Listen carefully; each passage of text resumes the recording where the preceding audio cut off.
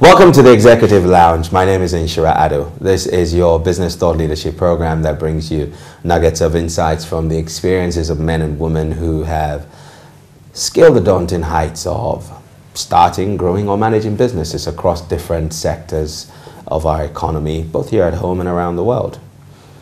Today, my guest is a man who has distinguished himself as a fantastic writer. He has some novels under his belt. He has a lot of literary engagements around the world, and he is on the panel or the board of the Kane Prize. Ayikwei Pax is our guest today. Welcome to the Executive Lounge. Thank you for having me. You know, writing, did that come to you naturally? Speaking was more natural. Writing, I had to learn the alphabet for. Right, right. But expressing myself, I think certainly yes. I grew up in a house where children weren't necessarily silenced, so I walked around screaming what was gibberish until language appeared, and then I was talking all the time. Wow. So I suppose that was the foundation. Fantastic. And then creative writing is good lying, right? So I had some practice lying and fine-tuned it and made a career out of it. Wow. Now, let's go back to that childhood. Paint us a picture of what it was like growing up, siblings. What were some of the things that you learned that have shaped who you are, value-wise? I mean, childhood is always a fun thing to talk about because you don't know any different. So, but I can talk in hindsight. Mm-hmm. In hindsight, it was quite an extraordinary childhood in the sense that I was born, my parents were studying in England when I was born. So I have an older brother who's just under a year older than me, Jerry, who runs an investment business. But as kids, we were the only black kids in the school that we went to in England. And I remember vividly, I went to school very early. I think I went at the age of 4 or something. But I remember vividly going to a school in England where the first day I was playing with all my classmates. And then the next day I went to the toys and everybody stood back. And you have to wonder what happens in the interim. And this is where adults can really break the world of children. So out of that experience, my father decided to return home pretty much as soon as he'd finished his studies and done a bit of work. And so then we come to Ghana. So we've got this big, suddenly I was aware of light. Because in England, what they give us as light is a poor excuse for light. And then, I mean, I already spoke Ghana. Ghana was the first language I spoke, actually. And my parents spoke Ghana to us at home. And I come into this, and there was a transition between a champong and a kufu. So the job my father had lined up suddenly wasn't there anymore. So we arrive in Ghana. He comes with some cash, it gets robbed, he starts farming, so there were so many things that happened, and the two things that really happened within that is understanding that no matter what the setbacks, you can move forward. Mm-hmm. But also the value of honesty. My father was always very honest with us about what was happening. I mean, for instance, he was very clear that we would never have survived what we went through, the theft of all his savings, etc., if it wasn't for my mother, because my mother then had to leave us and go to England to work as a nurse to save some money so that they could restart. And in that time we went to live with a friend of his in Cape Coast. For us it was all fun things. Oh, we're going to live in Cape Coast, but actually he was hustling. He had nothing. And so so I'm very close to my brother, my older brother, because of all the things we went through. And I have a younger sister who came a little later, about 7 years later, and a younger brother. Wow. So very interesting house, very interesting characters, all very loud characters actually, in their own way. A lot of conversations I've had with people who tend to talk about what they were aspiring to be when they grew up kind of stemmed from the things or the people that they were exposed to as children. Would that be the same for you in your case? Did you have an extended relative or somebody who maybe visited the house and was into the literary arts that made you think, I wouldn't mind doing some of this one day?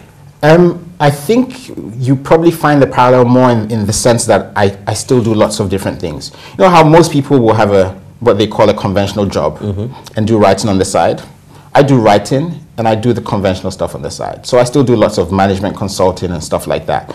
And I think believing that I could do those things probably stems from the people that came around.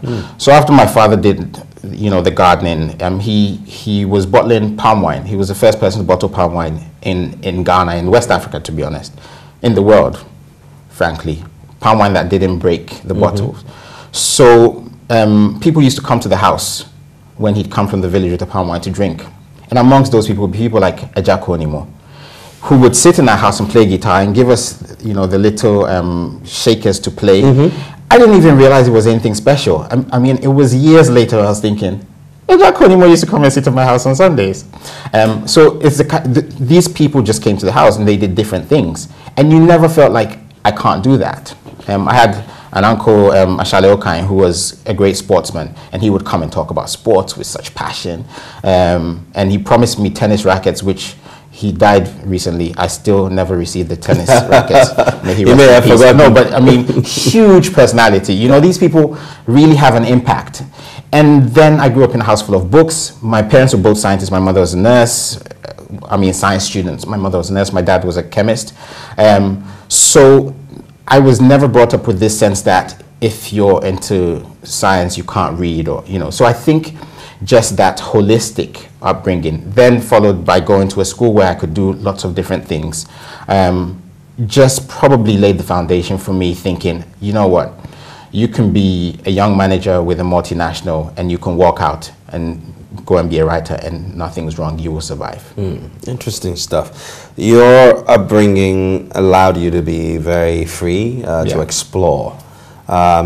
Contrast that with today, and this is a time where you would say that we kind of have a lot more available to us. And yet, do you find today that we're more libertarian in the way we bring up children compared to the times that you grew up? It's difficult to say because I don't have access to the same people. You know, as a child, you're a child, right? You're in your house. So I was cocooned in a way. I knew the reality in my house. I do know that my friends used to prefer to come to our house and talk to my father. And so I also understood in certain houses you couldn't go and talk to your father the way I talked to my father. So there is that. Now, I guess my circle is a cultivated circle, so to speak, which is to say that these are guys who went through similar experiences to me. So the ways in which they would raise their kids will be very similar to the ways in which I would think of raising my kids. So if I was to judge the country based on them, it would be skewed because I don't have access to what's outside of it. But I'm fairly sure that there are still those parents who don't want their kids to speak. So I don't know if we're more liberal. I certainly know that kids have access to more things, and there are more things that they ask for. So maybe just by being annoying and asking for things all the time, they might get more things. But whether they get more attention and more freedom to express themselves, I don't know. In terms of human development, if you would look at your own development, the space where you can ask for things and not get the attention compared to times where, okay, well, like you said, Dad was hustling, but you were excited about leaving Accra to go to Cape Coast, a new environment, and exploring your new surroundings and things like that. How much of that helped in your own development? And do you think people are getting that kind of thing today? You mean the variety of experiences? Yeah. As a way of enriching your own worldview. Yeah, absolutely. I don't think so. And again, we're going back to my friends that I'm talking about, the circle. When we were kids, when I came from school, my responsibility was that the homework had to be done. Outside of that, my mom didn't really care unless, as long as I turned up for dinner. So, I mean, our generation, regardless of how wealthy people were, there was an element of kobolo. You know, you would just go around the area, you'd find some football games to play, you'd find some guys playing tennis, you'd find some guys playing whatever it was. You would just get involved and you'd come back home. And I mean, I learned tree by playing football with guys who spoke tree and having to say, you know, pass the ball or whatever.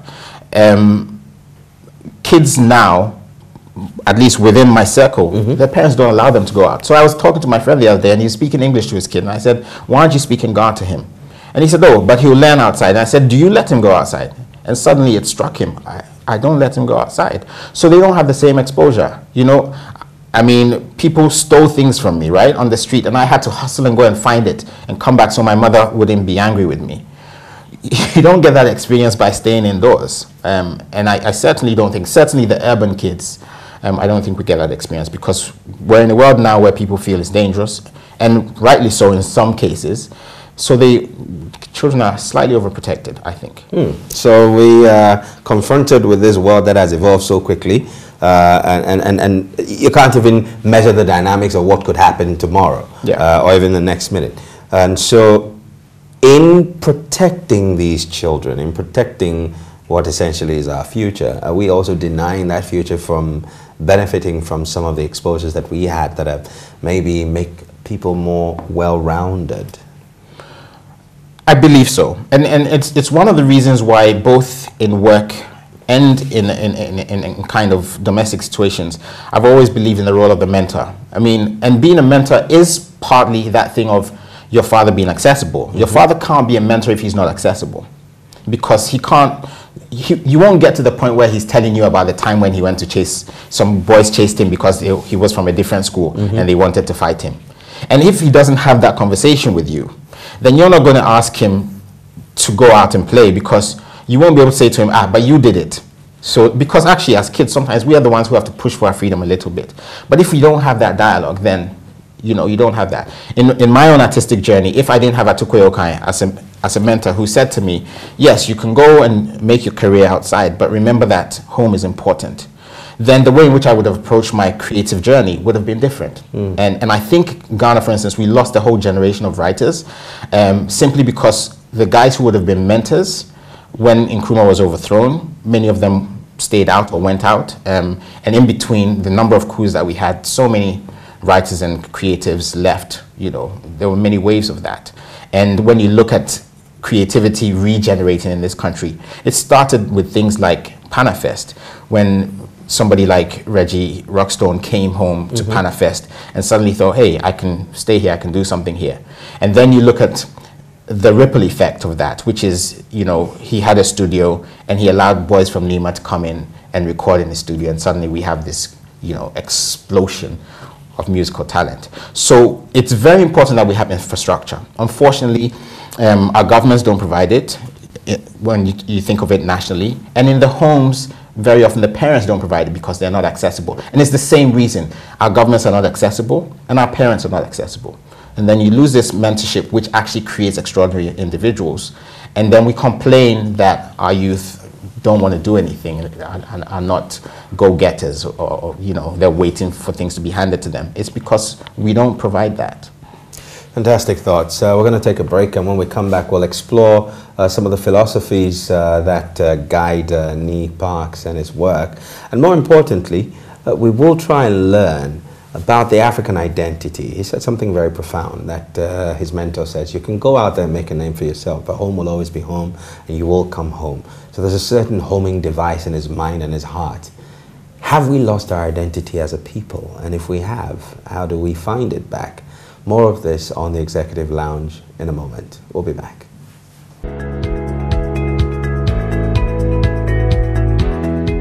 Welcome back to the Executive Lounge with me, Inshirado, and my guest, Nee Ayikwei Parks. He is a writer, is a publisher, and is also a judge and a member of the board of the Kane Prize, a literary icon in the making. But the conversation has been about a number of things: his own upbringing, the fact that being allowed to be exploratory as a child shaped the way his creative journey has evolved. And we're going to learn a little more from him. Now, just before the break, I mentioned that it would be good for us to explore your own ideas of the African identity and also the philosophies that guide you and the way you work. But let's start with the identity question. Do we know who we are? We know our names, but that's probably not enough. I mean, there is a thing about modern life, which is that it keeps us busy, so we don't have many moments of silence. So the time for self-reflection is limited, so people don't really get to know themselves. But then there are also forces which prevent us from knowing ourselves. The fact, for instance, that we're a post-colonial country in that sense, that we have to study in English, all of those things can slow down our knowledge of self, because we feel we are one thing and sometimes we're another thing. And we dismiss a lot of the things that we had prior to the colonial encounter. And then sometimes when we want to go back to those things, we essentialize them. We make them some poster thing of this is essentially how things were, when actually we don't know, because human experience has always been a range rather than a thing.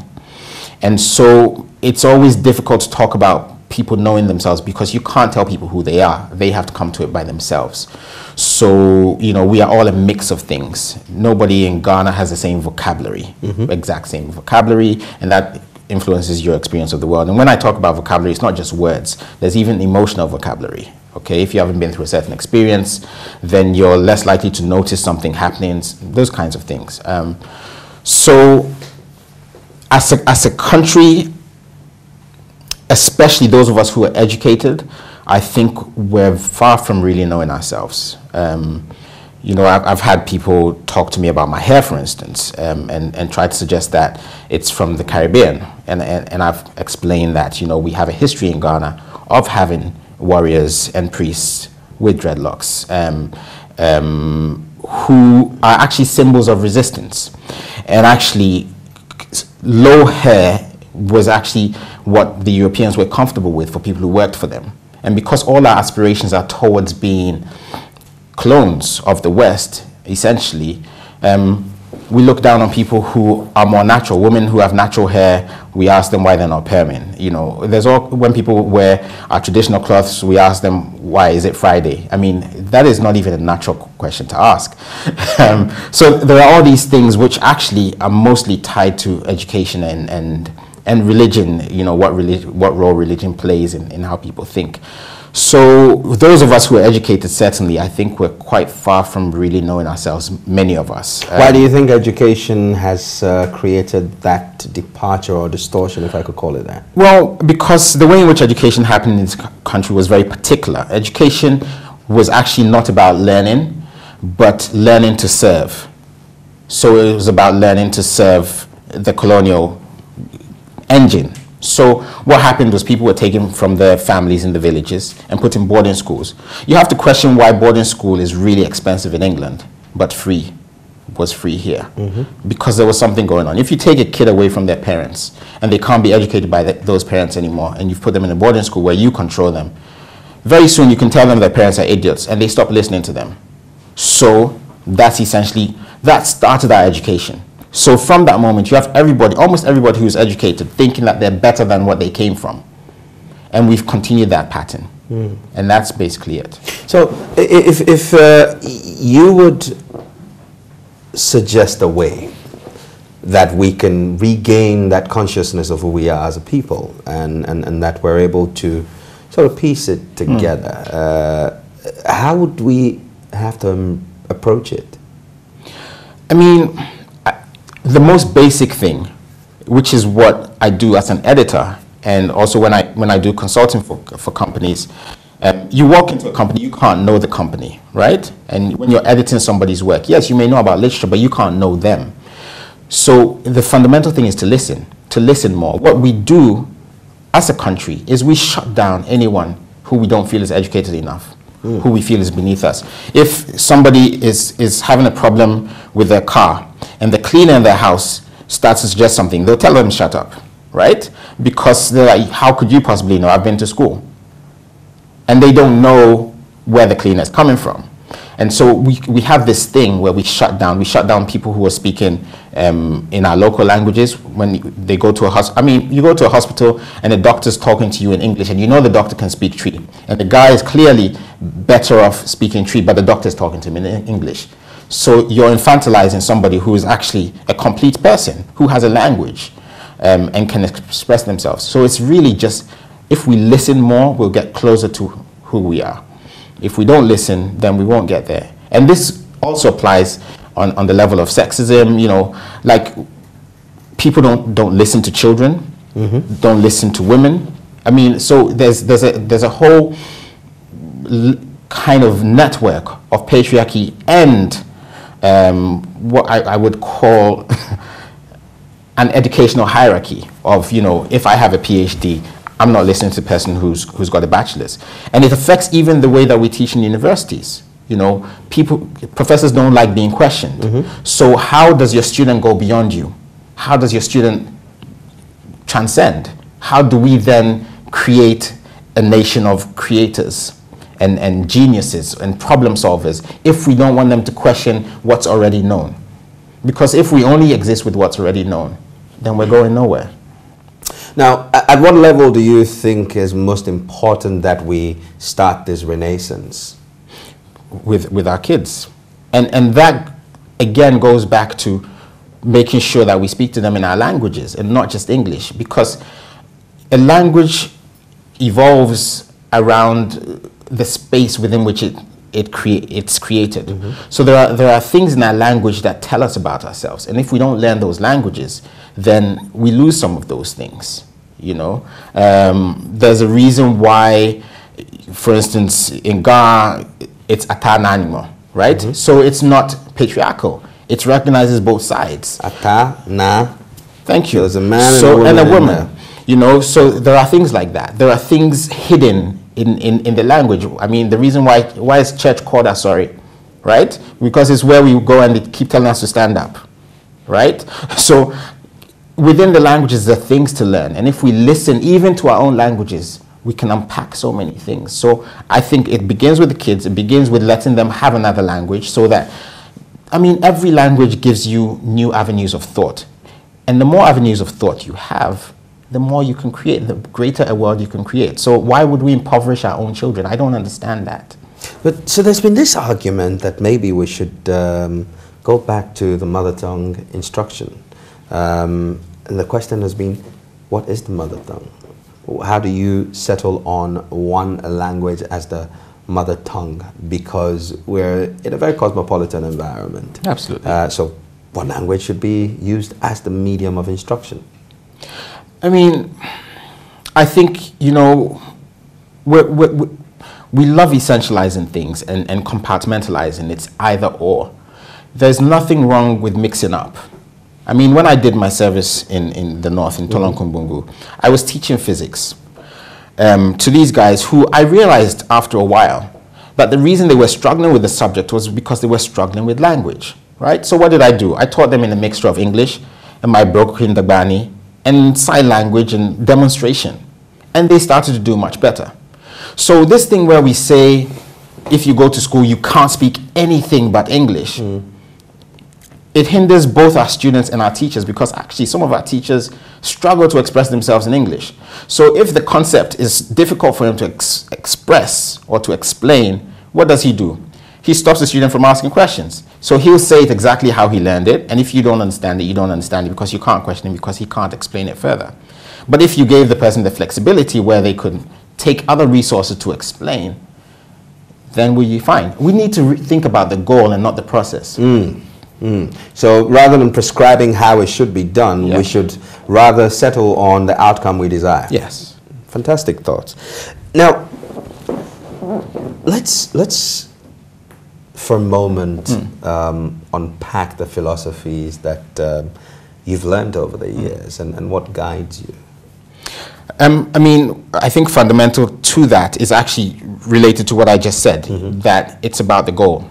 The process is flexible. My favorite Idinkra symbol, which is on my ring and I have it as a tattoo, is in Chin Chin. There are many ways to get to your destination. So that is how I approach my life, my writing, and also accepting that I'm often wrong, and that's absolutely fine, because all of that is part of the learning process.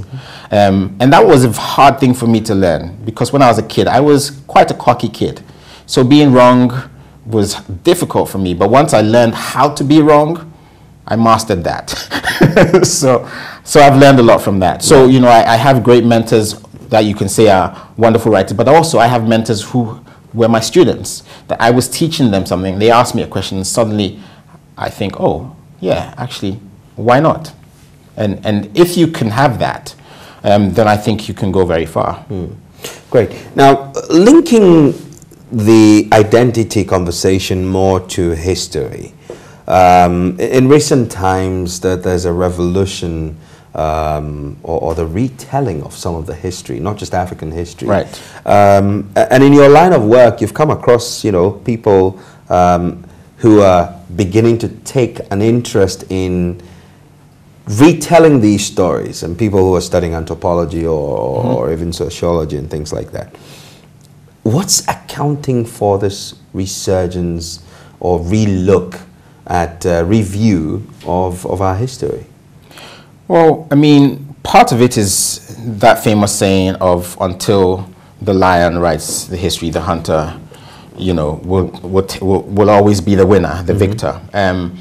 And I think essentially what you've had in the world, all the authoritative books on Africa, on Ghana, on Asia, on India, on Chile, on, the Navajo Indians, have been written by white men, not even women, white men who have a particular view, going in and thinking, our culture is superior, let's study this culture. So the books have been written from that perspective. What's happening now is enough people have been educated and looked at these books and started to say, but that's not what it's about at all. Why have you not listened to us?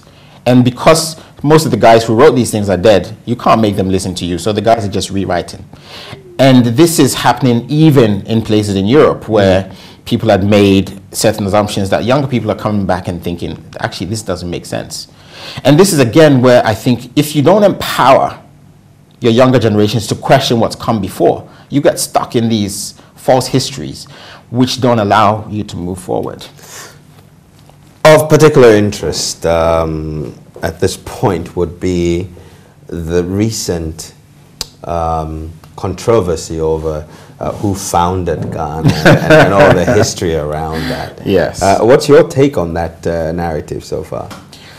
I mean, I think it's desperate. I think it's desperate, especially when we're not in a great condition.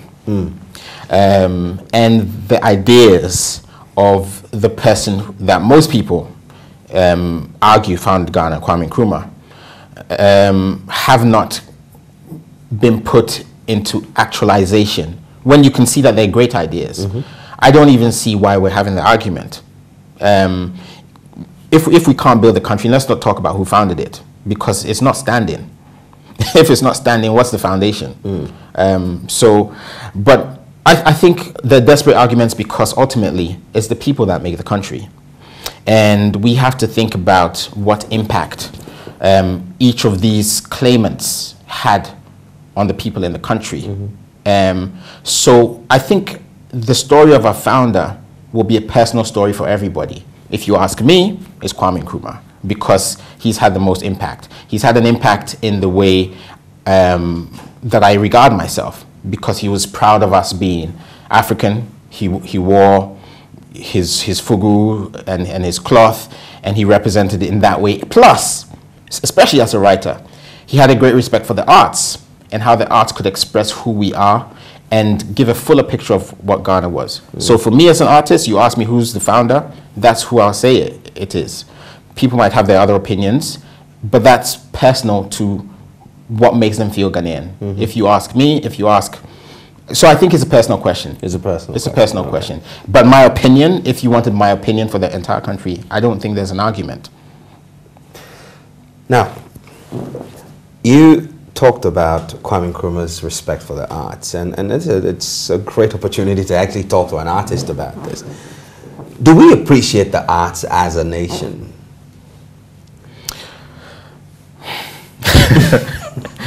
Good question. Individuals appreciate the arts. The moment you get into the realm of nation, which is a construct, okay, we're all from different places, but we've claimed Ghanaian because that's how the borders were drawn. With that comes a responsibility. The fact that we say nation, with that comes a responsibility, which we give to the government. Unfortunately, successive generations of government have not taken that responsibility. And so the arts are not appreciated because the infrastructure is not there. I mean, Ghana Publishing, where is it? musicians are still complaining about being pirated, even with organizations set up to protect them, right? Look at the state of our galleries. Well, our one museum, which is being refurbished at the moment, but is there curation? Is there a program that encourages people to go there? Is a space conducive to people just being there and being in the space and feeling like, I just want to be in this space so that later they can explore? No. You look at even how our tourism is run. You know, actually, when we talk about culture, we just use some dancing at some, you know, events to say this is tourism and culture all in one. I mean, it's got to be much more complex than that. We have glorious histories of each of our component peoples, and we don't explore. I mean, so no, as a nation, and I'm talking government, no, we don't. The infrastructure is not there. And where there's infrastructure, amazing things happen. You know, when I was starting out, when I went to Ayikwei, and one of the reasons why I was leaving was because I didn't see the infrastructure here. Okay, and I was lucky enough, as I said, to be born in England, so I'm a dual national. So going to England wasn't a difficult thing for me. But going there, I also started things, right? I started a magazine called X Magazine. People, you know, so this is a copy of that magazine. You look over here, there's an interview with Saul Williams by Eno Elams. So that's a young writer that I met at an open mic I was running. And he was such a huge fan of Saul Williams. So I was running a magazine. I said, would you like to interview him? Now, it may be a small thing, but for him, that guy, being able to interview the guy he admired the most at the time, that's going to give you some goals. You're going to be like, I want to be there. I've talked to him. I've heard his voice. I'm writing this interview. I know what influenced him. That's one thing. You know, I met a guy who was maybe 2 years older than me, maybe even 1 year older than me, who was a short story writer. I was writing just poetry. And he was having an open house in the theater. I showed him something I was writing. He put, you know, red marks through it. And I thought, if I'm this bad at something, I need to work at it. Out of that came my first short story. Okay? Infrastructure was there. There was a mentor over there, even if he wasn't much older than me. That's how you escalate, and that's how you elevate people to a new level. You need to create that infrastructure. And some of that has to be created by government, and some of it existed and has been ignored. I mean, when I was a kid, the art center, you know, they used to have theater on there. There's a theater there, yeah. Like there's a community center. Yeah, every week I would go and watch a play with my dad, you know, almost every week. I can't do that with my kids because it's not happening anymore. So what happened? Where's the shift? We're going to take a break, and when we come back, I'd like your thoughts on how we can harness this renaissance and reclaim what we've lost, and hopefully catch up with the world and trailblaze like we have once before. Looking forward to it. This is the Executive Lounge. We'll be back.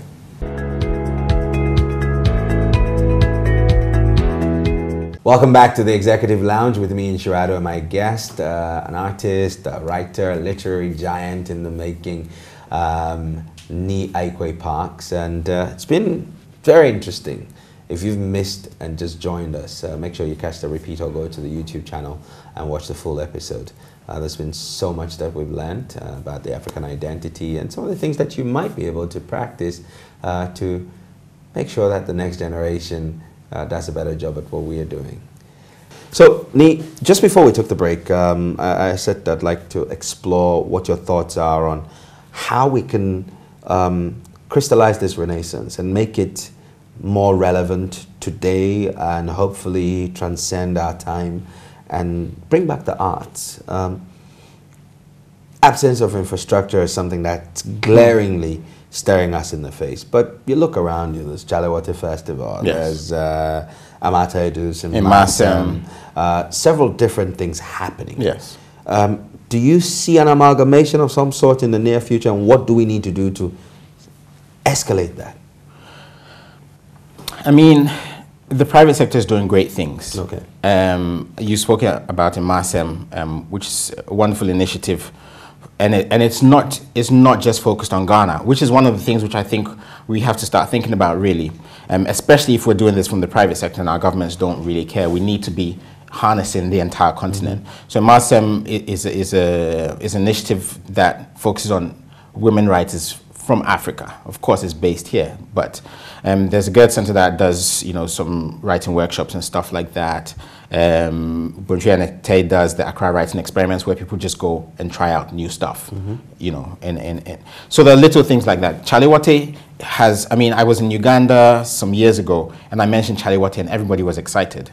But I mean, Chaliwate has had to struggle. They haven't had support, but they've grown something fantastic.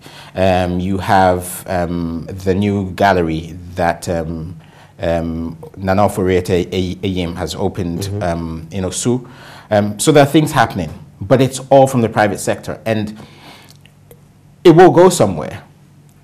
But as with, you know, experiments in the lab, when you have a catalyst, it goes faster, and the catalyst tends to be government. And also, if these things happen and we don't have penetration into the centers of learning, like, I mean, how many of these things will you see in going into a boarding school or getting primary schools involved? That's the problem, because then it becomes just a thing of a certain generation. And if we don't bridge that gap, then there's the risk that the passionate people who are doing these things, when they fizzle out, and when they're tired, yes. So this is really why it's really important that we keep those bridges and we reach out and engage the younger generation. And yes, the private sector can do it, but it takes resources. And so the government at some level has to be interested. You know, we used to have an arts council, even under Nkrumah. You know, how can we not have it, at least not visible or not effective now? I don't see, you know, we keep going backwards, and then we chastise the people making films and say, how can you go from Love Brood and African Pot to what you're doing now? Because the government is going from having an arts council to not having one. You know, the things are not unrelated. So the government is not placing an emphasis on importance, making it a priority. Yeah. But how can that change? Well, you know, every government has priority areas. Unfortunately, our governments, it tends to be infrastructure all the time. Infrastructure, I mean, now we're talking free SHS. It's always some big gimmick. I mean, and I call it gimmick because, quite frankly, the difference in costs for most people are not great.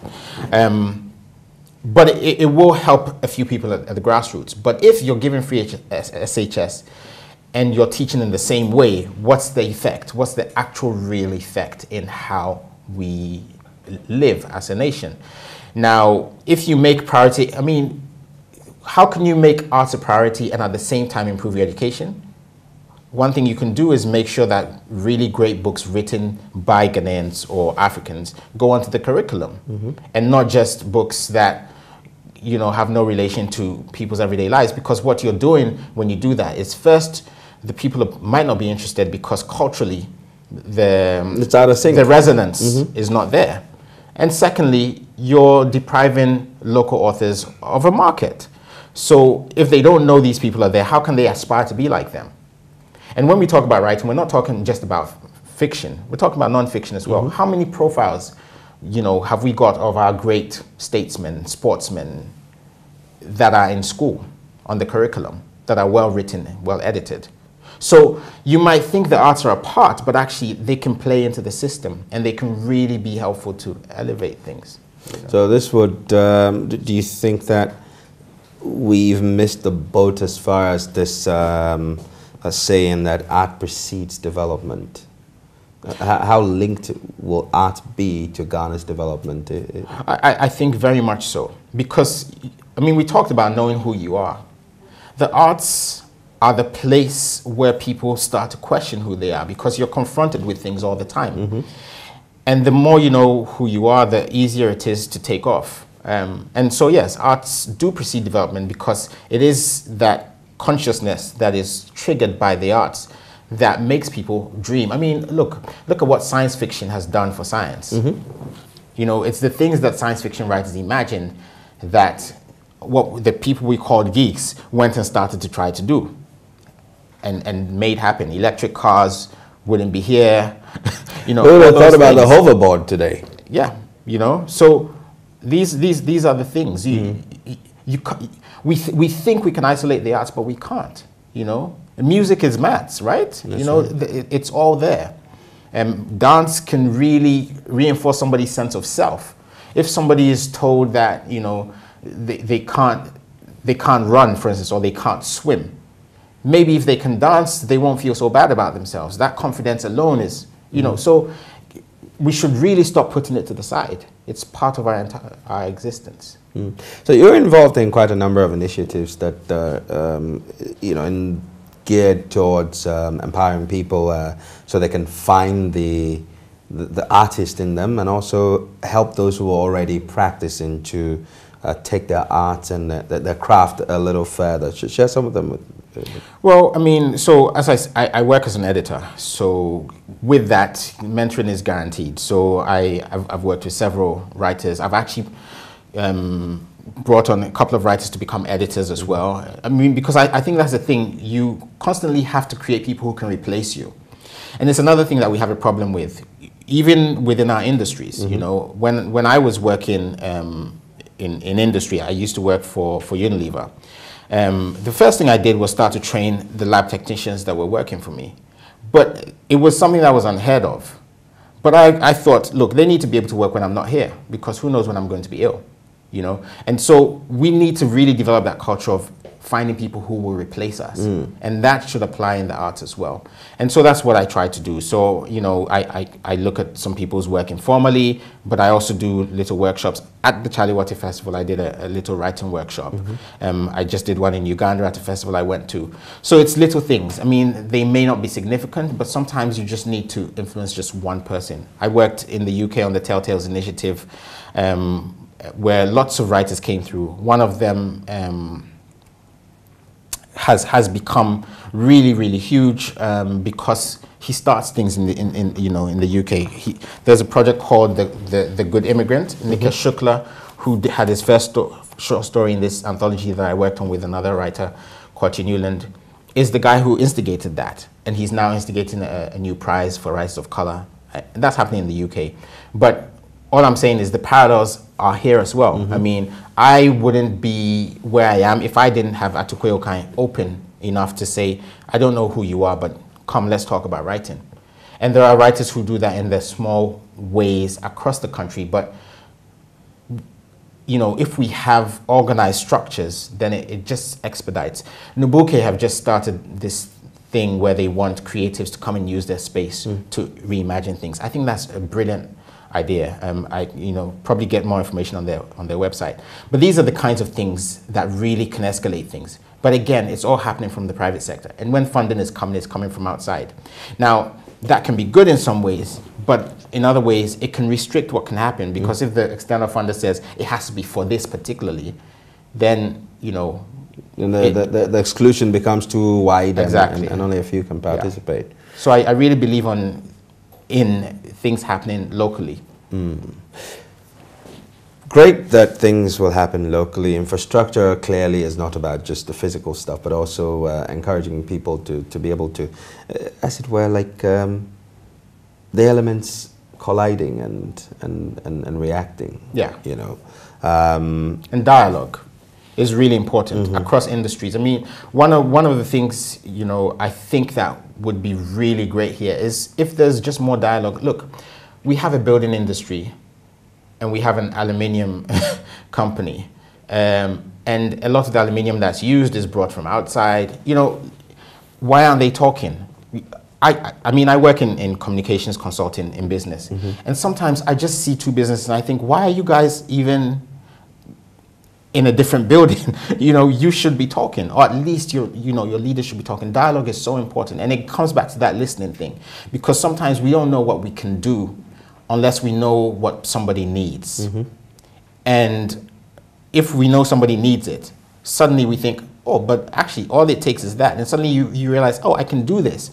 I'd never thought of doing it, but I can do it. And just the things that happen in dialogue are amazing.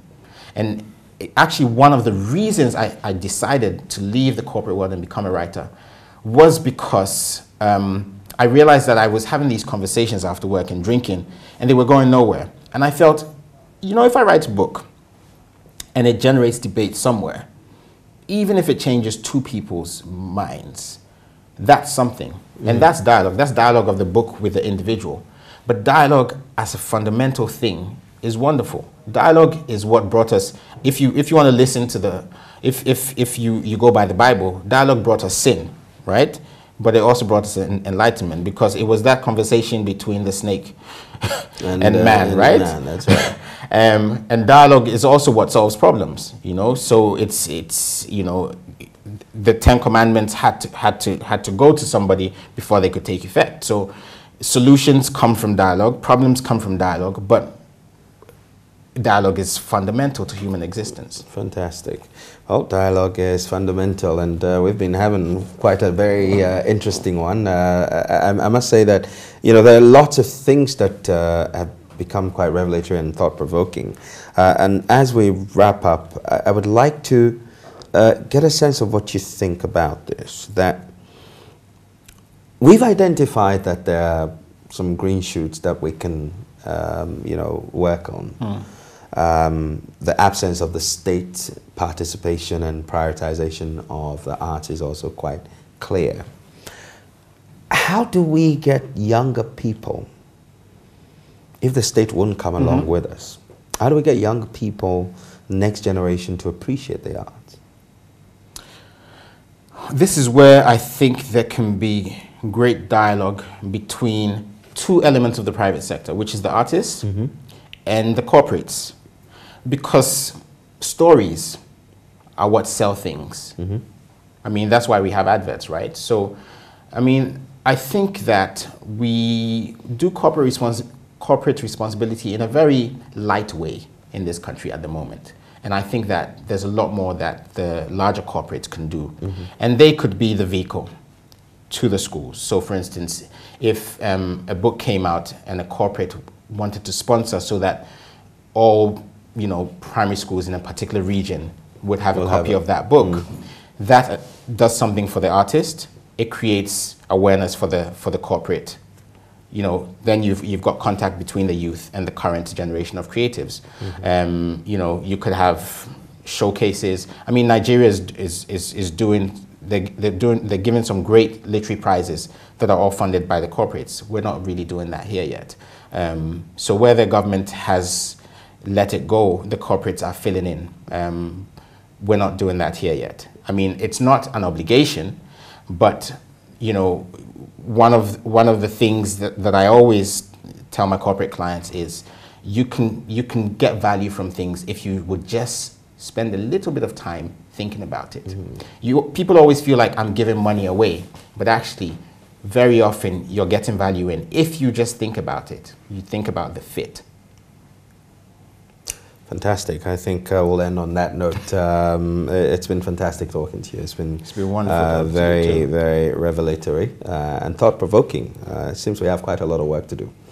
But you know, the thing I think it's quite interesting and remarkable about this is that, like you said, you write full-time and you do all the other stuff part-time. You followed your passion, but you've not denied yourself the ability or the opportunity to do other things, you know, and it's been good. Thank you very much. Thank you. Right.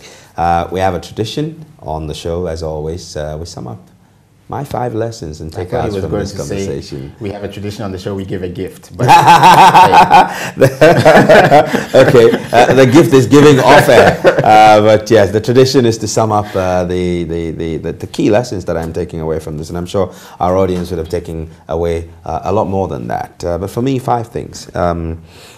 Right from the beginning, it's important that we encourage children to be, you know, curious and expressive.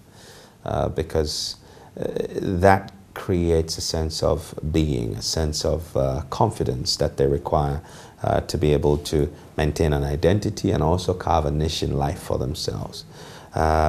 Openness between you know, leadership and children, or parents and children, leaderships and subordinate, is critical.